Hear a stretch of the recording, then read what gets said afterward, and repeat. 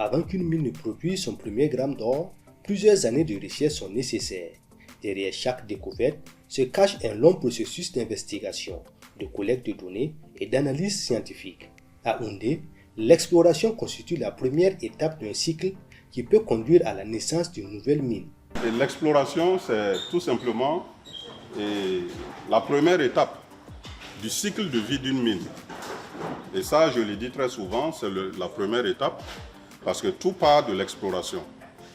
Et à la fin, nous avons ce que nous appelons la réhabilitation de la mine.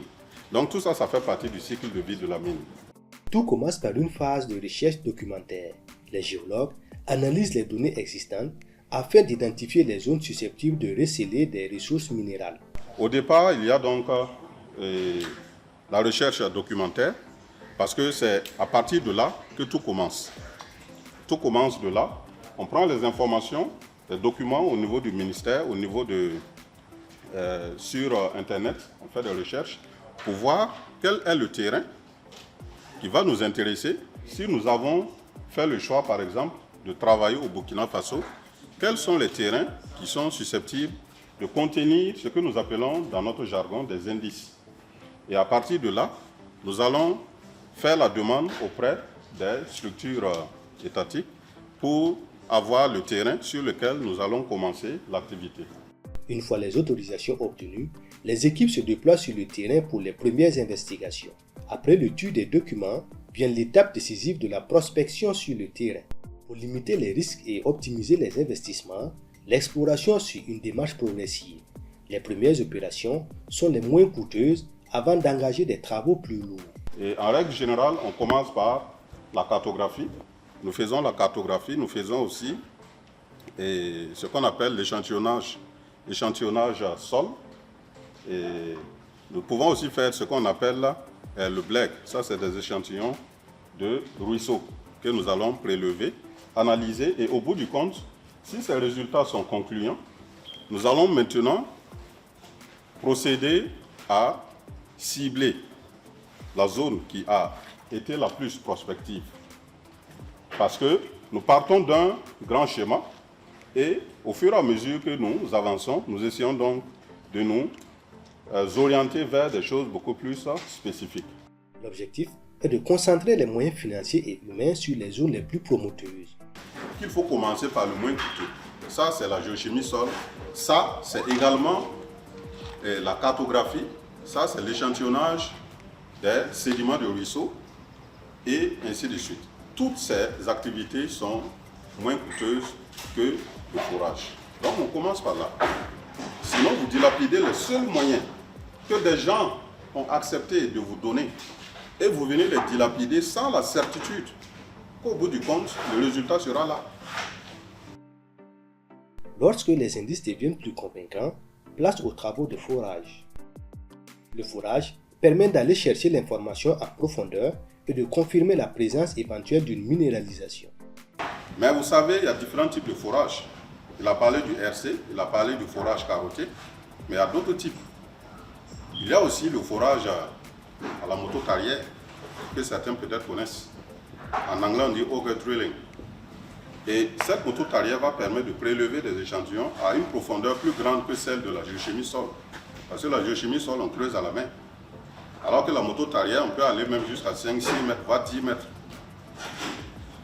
Donc tout ça, ce sont des méthodes qu'on utilise pour avoir l'information. Chaque mètre foré est soigneusement analysé afin de mieux comprendre la géologie du sous-sol. Mais la réussite de l'exploration ne dépend pas uniquement de la technique. Pour les responsables de l'exploration, le respect des communautés et de l'environnement est une condition essentielle de réussite. Nous interagissons avec les communautés qui reçoivent le projet. Et nous ne pouvons pas, en aucun moment, nous ne pouvons nous permettre de piétiner les coutumes, piétiner les habitudes, piétiner, vous voyez, toutes ces choses-là que ces communautés ont mis du temps à construire.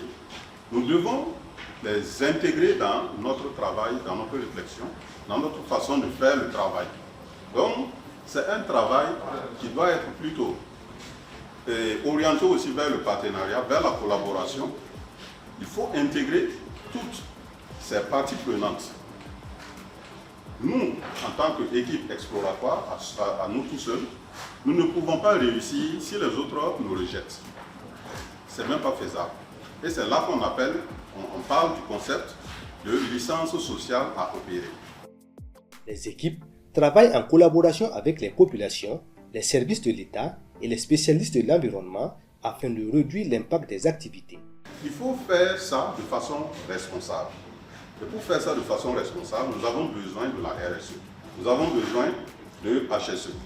De sorte à ce que ça ne se fasse pas de façon anarchique. Et également, pour que quand nous-mêmes nous serons appelés à déposer nos rapports en termes de ESG, que nous soyons d'abord en phase avec nous-mêmes. Et que nous soyons en phase avec les règles internationales qui sont érigées par rapport à ce genre de choses.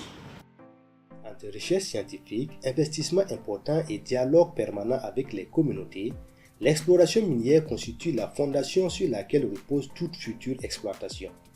Une étape longue, exigeante et stratégique qui conditionne l'avenir de chaque projet minier. On ne se lève pas du jour au lendemain pour faire de l'exploration. Ça se planifie longtemps à l'avance. C'est vrai que tout ne peut pas être parfait, mais il faut déjà avoir un plan solide. Un plan solide. Et il faut faire un modèle économique qui puisse tenir aussi la route avec un certain timing qu'on va se définir. Si on fait par exemple du long terme et on dit aux investisseurs d'amener l'argent, au bout de ce long terme, on doit forcément déposer un rapport. Il faut qu'on dépose un rapport pour rendre compte de comment on a utilisé les moyens, les ressources qu'on nous a donnés. Et c'est là que, justement, il faut qu'il y ait la stratégie. Et si cette stratégie est bancale, le résultat sera bancal.